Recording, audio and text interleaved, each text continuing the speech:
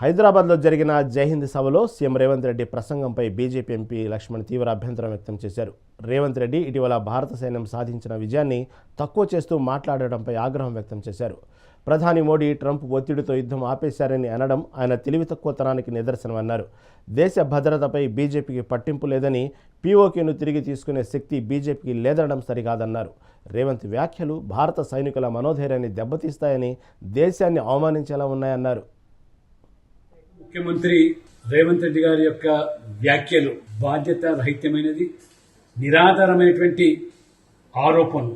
Sindoor operation సందర్భంగా Rafale యుద్ధ విమానాలు కోల్పోయాయని చెప్పడం వారి దిగజారు రాజకీయానికి నిదర్శనం. ఇంత బాధ్యత రహితంగా మాట్లాడడం, ఒకవైపు ఆర్మీ యొక్క వారి యొక్క మనోబలాన్ని గాయపరచడమే కాకుండా భారతదేశాన్ని అవమానపరిచే విధంగా వారి వ్యాఖ్యలు ఉన్నాయి. వీరి వ్యాఖ్యలు చూస్తూ ఉంటే పాకిస్తాన్ యొక్క అనుకూలమైనటువంటి భాష మాట్లాడడం ఇది దేనికి సంకేతం కాదు. ఇది తెలిసి మాట్లాడుతున్నారు, తెలవక మాట్లాడుతున్నారు. మోదీ గారి మీద, భారతీయ జనతా పార్టీ మీద ఉన్నటువంటి అక్కసు ఇవాళ భారతదేశం మీద, ఇవాళ భారత ఆర్మీ మీద మీరు వెళ్ళగక్కడము ఇది ఏమాత్రం కూడా భావ్యం కాదు.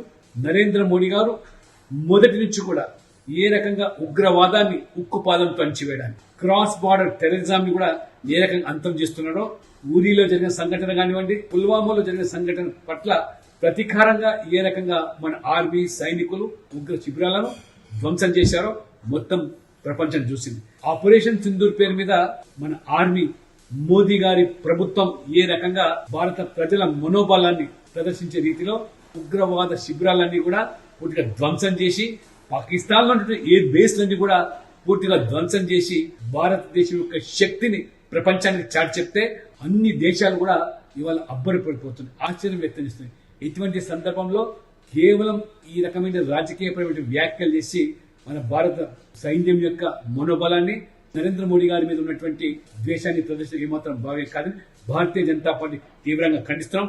భారత పౌరులందరూ కూడా రేవంత్ రెడ్డి గారి వ్యాఖ్యలను తీవ్రంగా పరిగణించి ఖండించాల్సిందిగా కోరుతా ఉన్నాం.